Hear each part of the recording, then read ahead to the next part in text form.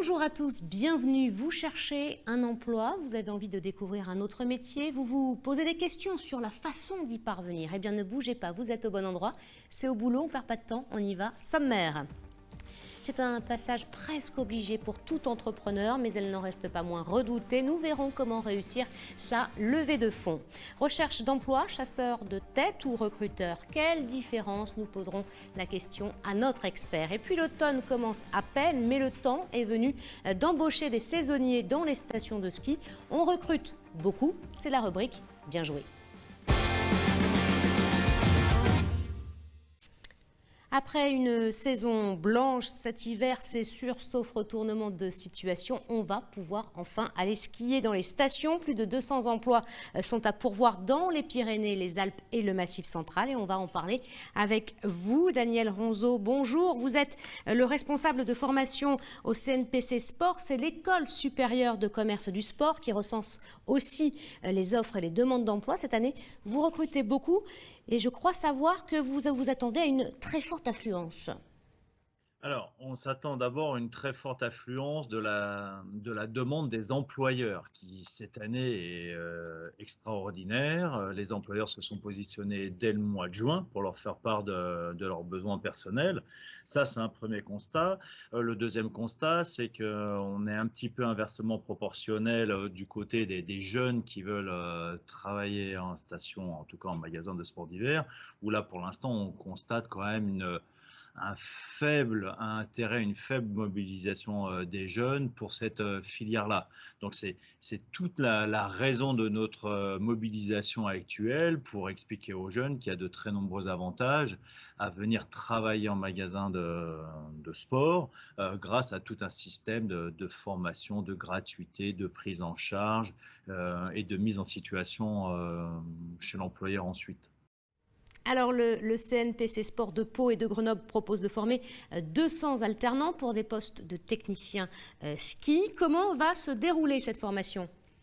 Alors, c'est donc effectivement, c'est 200 offres d'emploi qui sont déclarées par les employeurs. Donc, nous, si on arrive effectivement à mettre les futurs apprenants en face, ces apprenants-là bénéficieront en fait d'un vrai contrat de travail, un contrat de ce qu'on appelle de professionnalisation, un contrat de 6 mois qui couvre donc toute la saison hivernale, mais qui couvre également et qui englobe la formation. Donc, la formation durera 7 semaines, du 13 octobre au 3 décembre, et se déroulera sur les 2 sites de formation du CNPC Sport, de Pau et de Pralognan. Donc 7 semaines encadrées uniquement par des professionnels qui sont tous issus de magasins de sport, patrons de magasins, responsables d'ateliers, chefs d'équipe, où pendant ces 7 semaines, ils vont aborder toute la partie évidemment théorique, l'environnement montagne, la nivologie, la technique de vente, la communication, mais aussi et surtout toute la partie pratique.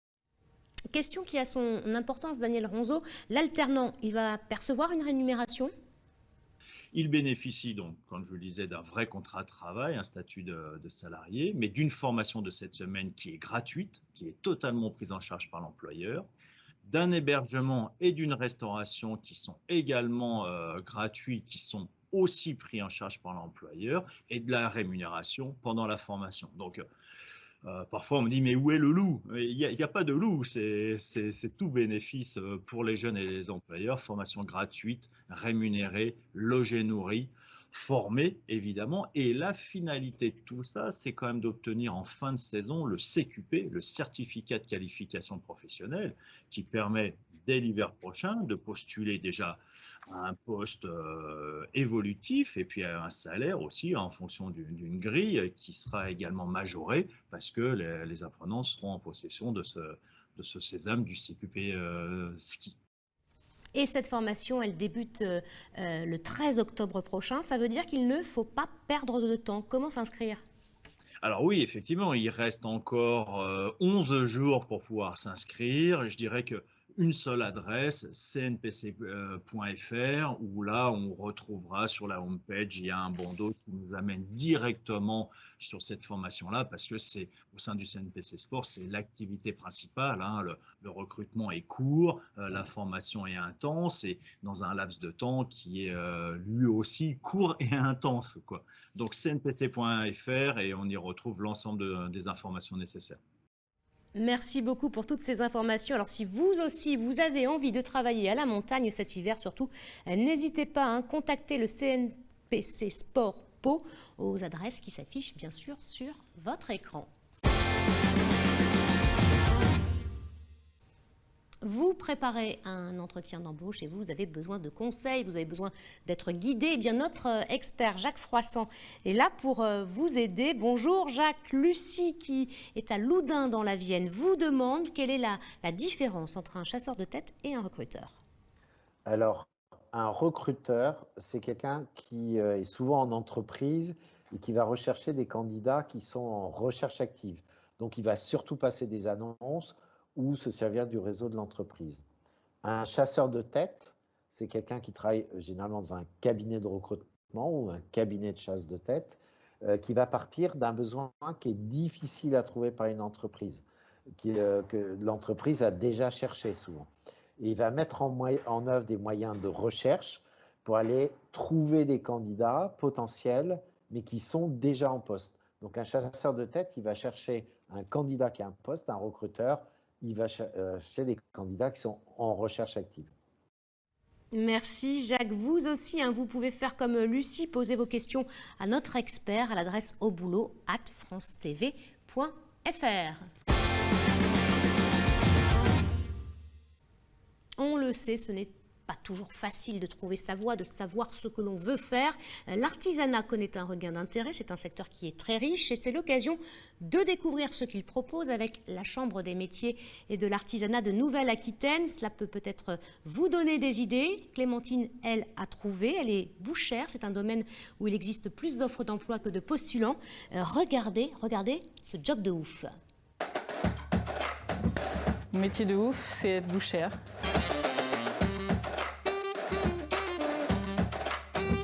La boucherie, déjà, c'est un travail d'équipe.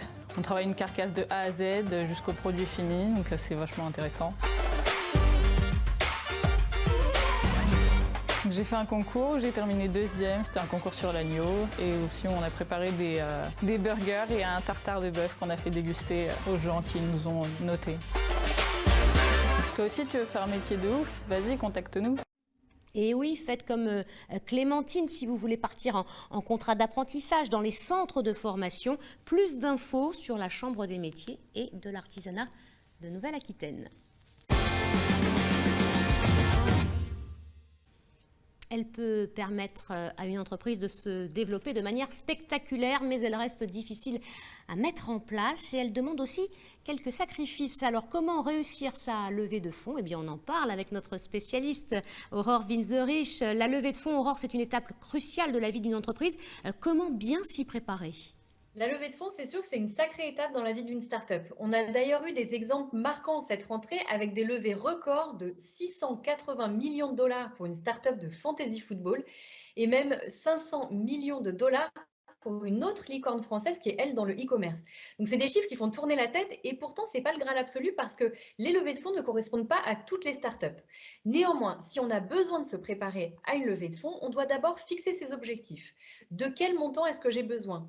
Pour ça, le plan d'investissement qui est prévu dans le business plan va permettre d'avoir une idée précise du montant nécessaire. Ensuite, il va falloir valoriser l'entreprise. Alors, comme la plupart des startups ont peu d'historique, ça rend la partie un peu complexe et pourtant elle est essentielle. Il va donc falloir s'appuyer sur des études de marché, des hypothèses business pour pouvoir valoriser la startup dans le futur. Et enfin, troisième point, on va fixer les conditions d'entrée. Une levée de fonds, ça implique forcément l'arrivée d'investisseurs au capital social de la société. On va donc devoir se demander quelle est la part de participation qu'on est prêt à laisser. Et comment être convaincant et séduire les investisseurs? Alors, quand on se lance dans une levée de fonds, dites-vous bien une chose, on n'est pas les premiers à y avoir pensé. Il y a une concurrence avec plusieurs centaines d'autres entreprises qui cherchent elles aussi à séduire des investisseurs, investisseurs qui sont en permanence sollicités. Donc pour vous démarquer, il va falloir faire en sorte d'être celui dont on se souvient. Un business plan ultra détaillé, une présentation soignée, un pitch original et impactant, des questions anticipées et des réponses bien préparées. Après, il y a une chose en tête, vous défendez un projet dont vous êtes le seul à l'initiative. Donc, vous allez pouvoir être quand même assez confiant sur la tournure que vous allez pouvoir donner à l'échange. Et même s'il n'est pas impossible, voire fortement probable que vous n'ayez pas le monopole du milieu dans lequel vous innovez, une chose est certaine, votre histoire est unique. Donc, on ne minimise pas son storytelling parce qu'il est souvent facile de se démarquer avec une histoire et des anecdotes qui ont contribué à la naissance du projet. Aurore, c'est quoi le bon moment? Alors, même si ça peut sembler évident, il va falloir se demander si on a réellement besoin d'une levée de fonds et plus exactement, si on a déjà épuisé toutes les autres possibilités de financement. Fonds personnels, campagne de financement participatif, aide de l'État. Donc, on va se demander si, dans son secteur, c'est le moment le plus opportun pour se lancer, pour faire une levée de fonds. Par exemple, en pleine crise sanitaire, les projets dans les domaines du tourisme ou de l'événementiel vont attirer un peu moins les investisseurs que des startups qui évoluent dans le milieu du digital ou de la vente en ligne. Donc, il va falloir vraiment se demander si c'est le bon moment par rapport à son secteur et aussi si on est prêt. Parce qu'en fait, une telle démarche va demander beaucoup de temps, d'énergie, de préparation. Donc, il ne faut pas hésiter de se rapprocher d'autres entrepreneurs qui sont déjà passés par là pour avoir quelques conseils et bien réfléchir à une solution de repli au cas où la levée n'aboutirait pas vraiment.